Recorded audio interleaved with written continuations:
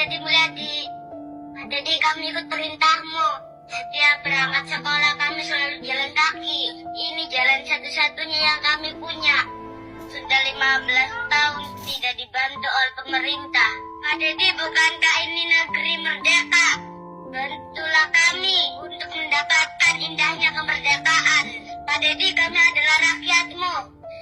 Di saat pemimpin lain tidak mampu mendengar suara kami masih punya Pak Deddy, Bapak Aing. Bapak Aing! Ya, adik-adikku semangat belajar ya. Bapak sudah tanya ke Pak Bupati Indramayu masalah yang dihadapi. Kata Pak Bupati, adik-adik ini keluarganya terisolasi karena banjir rob. Dan solusinya itu harus direlokasi. Dan Pak Bupatinya sudah menyiapkan anggaran 5 miliar untuk relokasi dan mencari bantuan untuk membangun rumahnya.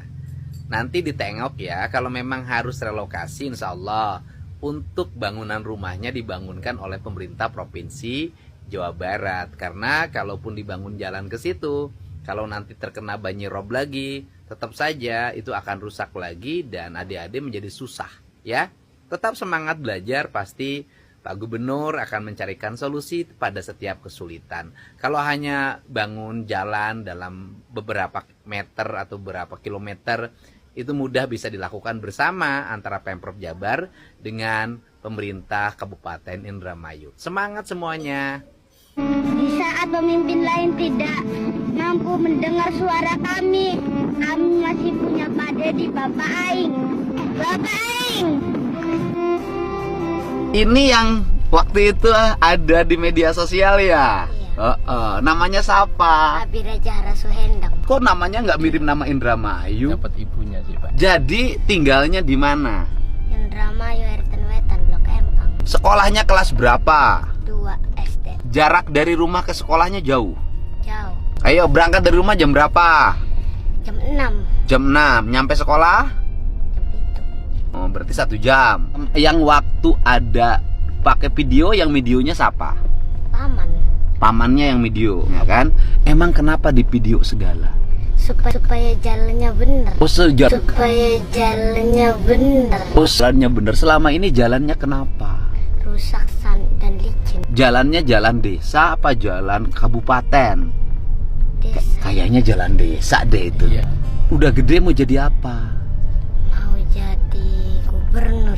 Jadi gubernur, luar biasa. Hebat dong. Itu dibilang Pak Gubernur jalannya jelek. Nah, itu disuruh siapa ngomong begitu? Paman. Oh, disuruh paman diarahin, ya kan? Disuruh ngomong, gitu loh. Harusnya kalau jalan desa ngomongnya nih Pak Gubernur, Pak Kades. Harusnya ke Pak Kades, harusnya Pak Kades. Atau Pak Bupati. Gitu. Pak Bupati. Ini ada nih warganya yang kemarin jalan kaki. Kamu ngomong mau dipindah, kan udah disampaikan mau apa namanya relokasi ya? Nah sok tanya ke Pak Bupati mau relokasinya kemana. Nanti dibantu Pak Gubernur juga. Pak Bupati udah nganggarin 5 miliar. Nanti dibantu. Tanya, ini Pak Bupatinya ngomong. Pak Bupati. Ah. Pindahnya kemana? Pindahnya dekat ke seberang jalanan Panturanya, jadi nggak jauh dari tempat tinggal, tapi nggak banjir yang penting. Ya, nggak Iya. jauh, paling cuma pindahnya 500 meter. Oke, nggak jauh katanya pindahnya. Udah mau bilang terima kasih Pak Bupatinya. Terima kasih. Dulu ya. Keren kan?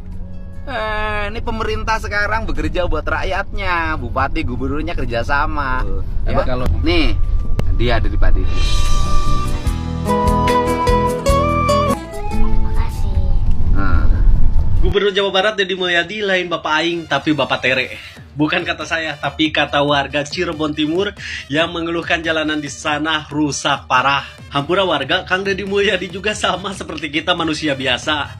Bukan Superman yang hanya dalam waktu 2 bulan setelah dilantik sebagai gubernur bisa menyelesaikan semua permasalahan di Jawa Barat. Sabar, satu-satu nanti diberesin semua. Apalagi itu persoalan jalan rusak di Cirebon Timur, usut punya usut, itu adalah jalan kabupaten. Kenapa kalian nyerentengnya ke gubernur, bukan ke bupati kalian? Tapi bukan Kang Deddy namanya kalau kerjanya tidak satset.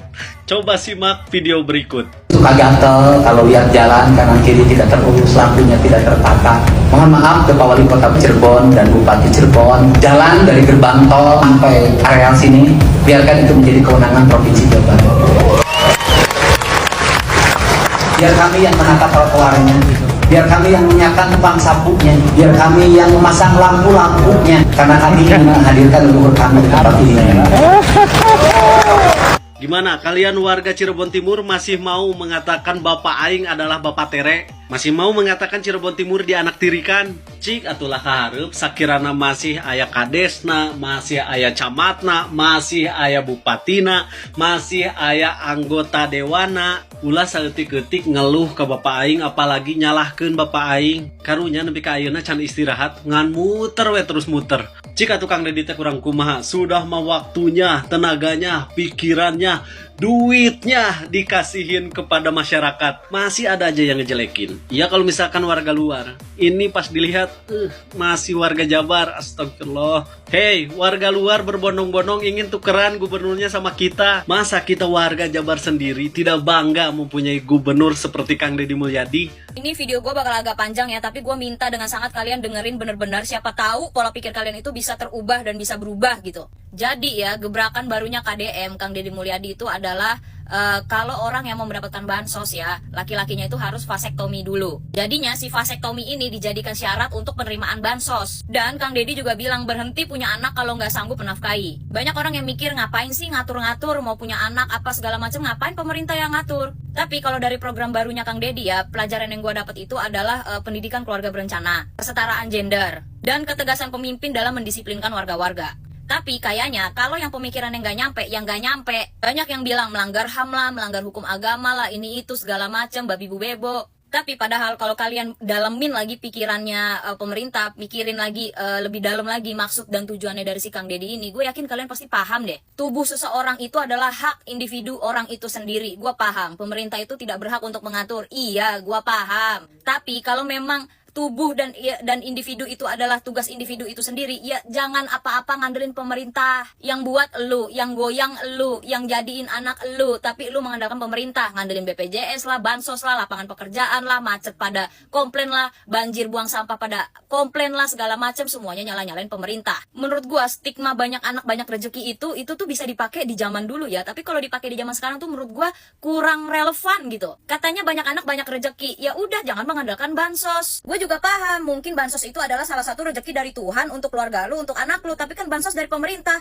Kalau semisal amit-amit bansos ditarik fasilitasnya sama pemerintah, mau gimana lu? Kan anak lu banyak, rezekinya banyak, ngapain lagi lu ngandelin bansos, ngapain lagi ngandelin BPJS, ngapain lagi ngandelin BLT, bantuan tunai segala macam, sekolah gratis, ngapain? Kan anak lu udah banyak, berarti kan rezeki lu banyak. Lagi pula yang pada marah-marah tentang vasektomi, sekarang gini ya bang, neng, ibu, bapak, opa, oma, ya mami, papi, ayah, bunda ya, vasektomi itu tidak diwajibkan. Kalau kalian mau bansos, ya kalian vasektomi. Kalau kalian nggak mau vasektomi, ya sudah jangan mengharapkan bansos, gitu aja repot. Makanya ya ibu, bapak, sedulur semua ya, ada program KB 2 anak cukup, 2 anak lebih baik. Kadang orang tua yang punya 1 anak aja kepalanya udah pusing. Kadang orang tua yang udah punya anak 2 itu belum tentu bisa adil kedua-duanya. Ada lah yang berat sebelah, ada lah yang dimanjain sebelah, ada lah yang satu pendidikannya bagus, yang satu nggak bagus gara-gara orang tuanya udah keburu terjun payung. Apalagi ini yang anaknya pada berentet. Ini gue maaf kata ya, gue maaf banget, bener-bener gue minta maaf.